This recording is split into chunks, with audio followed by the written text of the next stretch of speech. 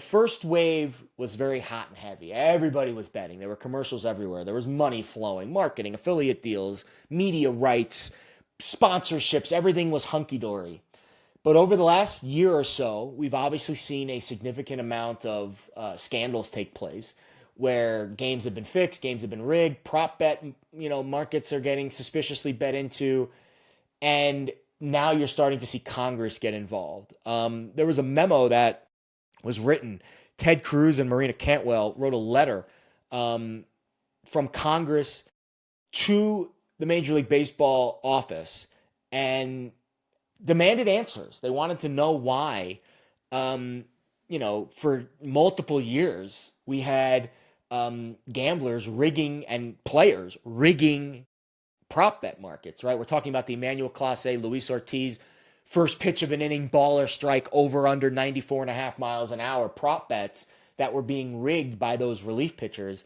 That indictment, which came out about a week ago, stated that $450,000 was made over the course of 2 years by these illegal gambling activities.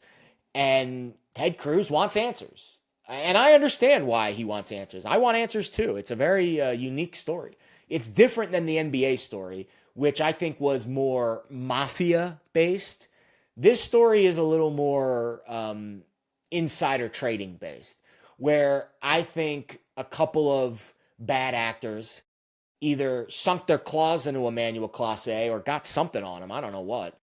Because the fact that he was, making millions of dollars per year and taking a $5,000 bribe to rig these pitches just doesn't make sense. So they had to have something on him. But they operated for several years by kind of flying under the radar. Again, they made $450,000 in 2 years. I know that's a lot of money, but over the course of 2 years, it's small bites here, small bites there, and you just slowly build a bankroll over time, rigging these smaller prop bets.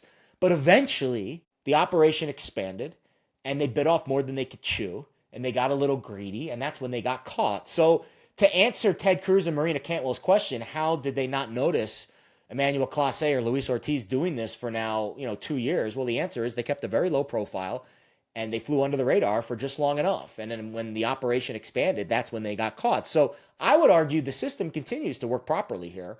And it's really hard to catch the smaller criminals doing low level things. Eventually, those criminals are going to make a mistake. They're going to get greedy and then they're going to get caught. Now, it took a little bit longer than maybe some people would have liked, but eventually they got caught. So I think the moral of this story is the prop betting regulations are about to get much stiffer in America. We're going to see a cap on how much you can risk on props. We're likely going to see a cap on what props are being offered. We saw the NFL send a memo about, hey, we don't want this prop offer. We don't want this prop offered. Now, a lot of those props were offshore props that aren't really, legal in this country anyways. And they were very much, first, mover type of props, like the first team to do this, the first player to do that. Those are not very popular props in America. The most popular props are who's going to score a touchdown, how many yards. Like, I think those props are fine. Very hard to rig those props, especially the star players. But I do think we are about to see a changing of the guard in this country on how we feel about gambling. I think the sentiment, the narrative on gambling is about to change. I think we're going to see a lot of congressional pushback. I think we're going to see a lot of oversight. We're going to see a lot of regulation.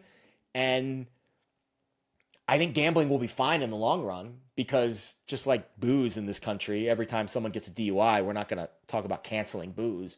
But I do think there is going to be a strong push to cancel gambling because of all of these scandals. Now, you have my word, as long as there is breath in my lungs and these national networks give me a platform to come on their show and speak out, I am going to speak for the gambler. And I'm going to say that bad actors are going to do bad actor things regardless.